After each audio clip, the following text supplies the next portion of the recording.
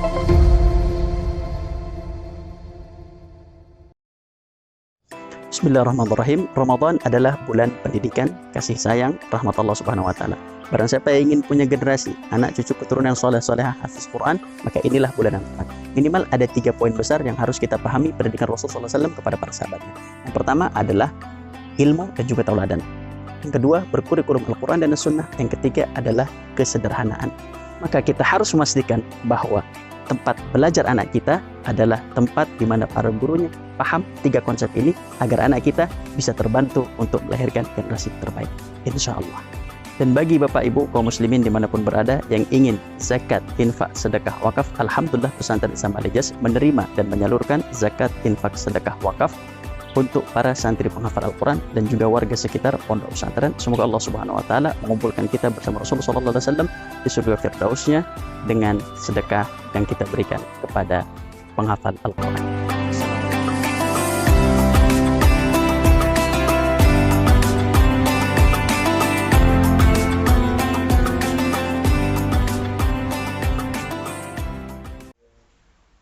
Bismillahirrahmanirrahim.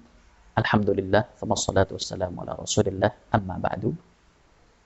Qala Allah Ta'ala fi kitabihil karim, ba'da a'udhu billahi minasyaitanir rajim, bismillahirrahmanirrahim. إذ قال يوسف لأبيه يا أبت إني رأيت 11 كوكبا والشمس والقمر رأيتهم لي ساجدين. وقال أيضا قال يا بني إني أرى في المنام أني أذبحك فانظر ماذا ترى قال يا أبت افعل ما تؤمر ستجدني إن شاء الله من الصابرين.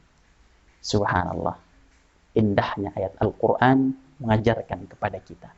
2 ayat di atas yang saya sebutkan itu adalah kisah tentang Nabi Yakub dengan anaknya dan Nabi Ibrahim dengan anaknya.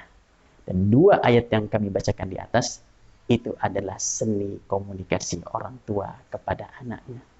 Namun ketika kita melihat detail kepada ayat ini, ternyata komunikasi dalam keluarga dibangun dari seorang ayah, bukan seorang ibu. Subhanallah.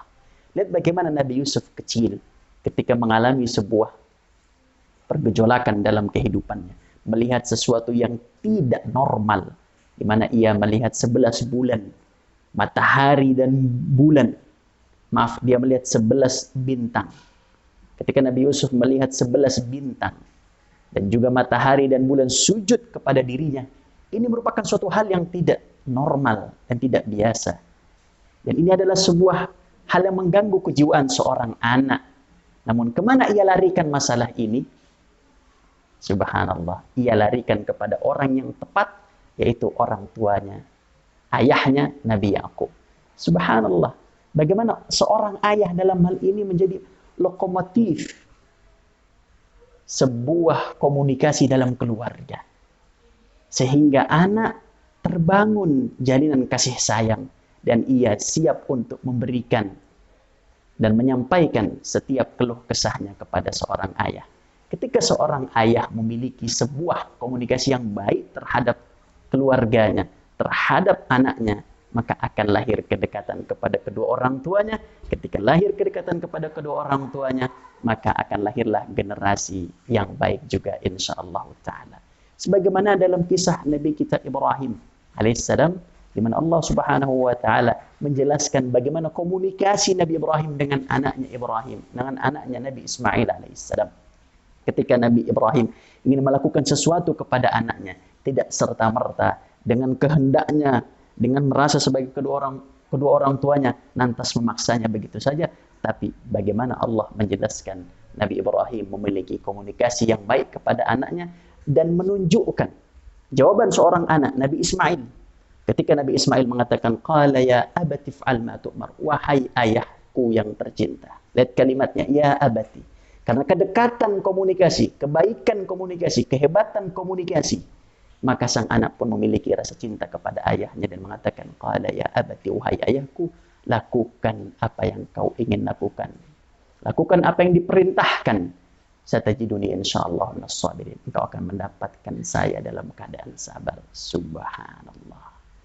Maka wahai para ayah, jangan pernah meremehkan untuk berkomunikasi dengan anak-anak kita. Dan kesalahan seorang ayah dalam mendidik keluarganya, mendidik istrinya adalah hilangnya komunikasi dengan alasan saya kerja di luar, saya sudah capek di rumah. Subhanallah, ketika engkau korbankan keluargamu, maka siap-siaplah engkau akan dikorbankan pula oleh anak dan istrimu. Dan hebatnya dari dua ayat ini adalah bahwa komunikasi lahir dari seorang ayah kepada anggota keluarganya, bukan dari seorang ibu. Subhanallah. Semoga Allah Subhanahu wa taala menjadikan kita berkemampuan memiliki komunikasi yang baik dengan keluarga kita sehingga kita bisa melahirkan generasi terbaik insyaallah taala. Wassalamualaikum warahmatullahi wabarakatuh.